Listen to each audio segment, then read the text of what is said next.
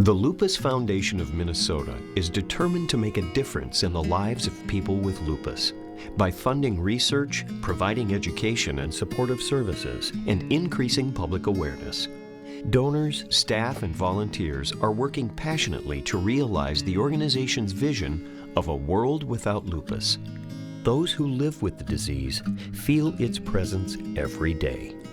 When I am in a flare-up, what I feel the most is joint and muscle pain. Depression is a symptom of lupus.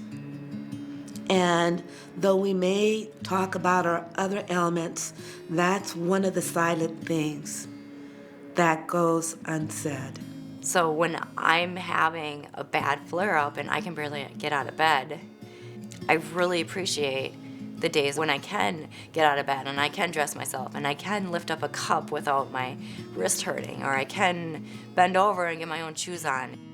The Lupus Foundation of Minnesota has been working since 1976 to find a cure for lupus, a chronic autoimmune disease that affects more than 1.5 million people in the United States every year, and 20,000 right here in Minnesota.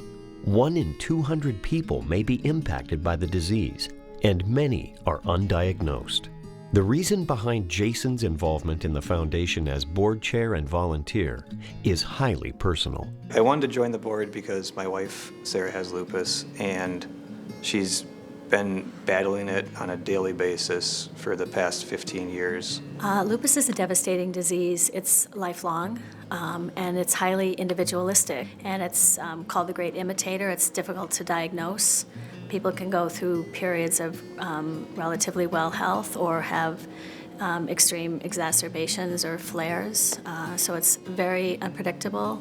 You can get maybe 2 women or you can get 10 women in a room and you're going to get 100 different symptoms. One of the goals of our fundraising events is to raise funds to support research into finding better treatments and ultimately a cure for the disease. Since its beginnings, the Lupus Foundation of Minnesota has funded the clinical efforts of more than 200 researchers working to develop improved diagnoses and innovative treatments for every type of lupus. Renee and Christy anxiously await the day when a cure is found. Renee's lupus began as a rash on her arms and legs, then tingling in her hands and aching joints. But an MRI to diagnose new hip pain revealed more. She had developed avascular necrosis in both hips and needed bilateral hip replacements. Just think, if you have one hip replaced, that's one thing, but to have both replaced at the same time is very difficult. There's something to say about waking up every day and you feel great. And I think my mom has to take a measure on how she feels every day. And I know that lupus strikes people of color more than other ethnicities and women. And no, I don't think there's anything good about a disease that people can't be free of. Christy was diagnosed at the age of 17. At first, doctors weren't sure what was causing her symptoms. I remember thinking, it'll be okay as long as it's not lupus, because I knew lupus didn't have a cure. But it was lupus, and she began a series of treatments that included Plaquenil, anti-malarial drugs, chemotherapy, seizure medications, blood pressure drugs, steroids, and painkillers. Pete, now her husband, remembers learning about the disease after Christy's diagnosis. It was one of those things you start Googling on the internet about it, and holy buckets, you can, it'll freak the heck out of you if you read too much. Christy's lupus stabilized for about 3 years, long enough for her doctor to suggest they start a family if they wanted. It was not an easy decision for Christy. I have had times where it's been really hard to take care of myself, and the thought of not being able to take care of my child scared me. I didn't want to be a failure as a mom. But they went forward in faith, and Kevin was born in 2014. A healthy, happy baby. Kevin is, he's a blessing. He's my little blessing. He's a baby that we didn't know if we'd ever be able to have, and I'm grateful for him every day. I think the most difficult part for me is watching her struggle, just because she's so stubborn and so wants to, when she has her mind set to do something, that's what she wants to do. And when she can't, it kills her.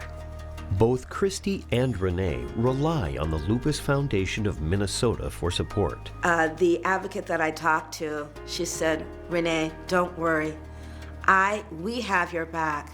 You know, this is what we do and this is what we're here for.